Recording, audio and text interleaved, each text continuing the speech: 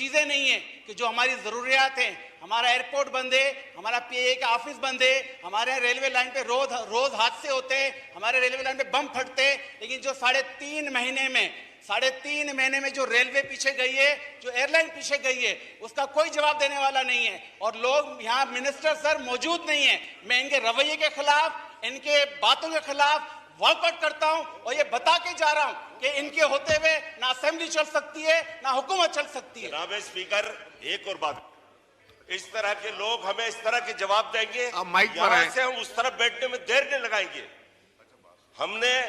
हमने जो अपनी कीमत अदा की है ना, जो सियासी कीमत अदा की है, आज वो भुगत रहे हम सिंध में भी।